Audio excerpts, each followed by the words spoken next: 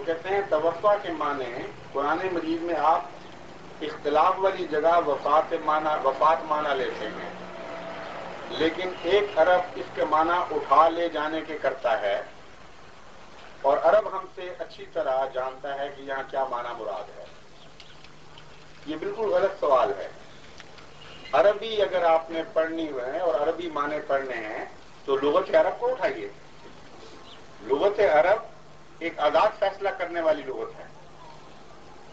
جب آیت کی بحث ہوتی ہے تو مذہبی تعصبات ضد کی جگہ لے لیتے ہیں اور پھر وہاں جا کے ترجمے غلط بھی ہو جاتے ہیں، لیکن لغت عرب تو احمدیوں نے نہیں بنائی۔ لغت عرب اٹھائیے بلا استثناء، جب خدا فاعل ہو توفع کا اور ذی روح مفعول ہو، اس کی جان ہے، تو دو معنوں کے سوا عربی لغت تیسرا معنی بتاتی کوئی، یا عارضی موت یعنی نیند، اور یا موت دائمی یعنی وفات، عام جس کو ہم وفات کہتے ہیں وہی عربی لفظ وفات ہے، توفع۔ اس کے سوا ایک بھی تیسرا معنی عربی لغت سے ثابت ہے۔ اس لیے ان عربوں سے پوچھیں جو یہ ترجمہ کرتے ہیں کہ تم اہل عرب ہو کر اپنی لغت کے خلاف کیوں ترجمہ کرتے ہو؟ کم سے کم آج ہی لغت میں داخل کر دیا ہوتا۔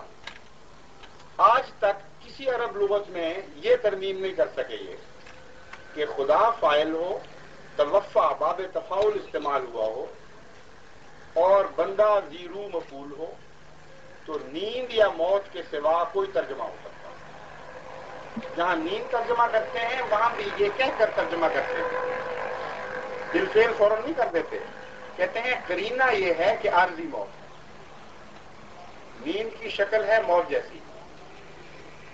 النوم اخت الموت پرانا عربی محاورہ چلا آ رہا ہے کہ نیند موت کی بہن ہے۔ تو جہاں نیند ترجمہ کرتے ہیں اس وجہ سے ترجمہ کرتے ہیں کہ موت کے مشابہ ہے، اور چونکہ عارضی موت ہے اس لیے وفات کا ترجمہ بہرحال موت ہی ہے، اب وہ عارضی ہو یا مستقل ہو۔ تو حضرت عیسیٰ علیہ السلام تو توفع کے بعد ان دو موتوں سے بچ نہیں سکتے، ایک سے نکلیں گے تو دوسری موت میں جائیں گے، آسمان پر نہیں چڑھتے تھے۔ توفع کا مطلب یا نیند یا موت، تیسرا معنی کوئی نہیں۔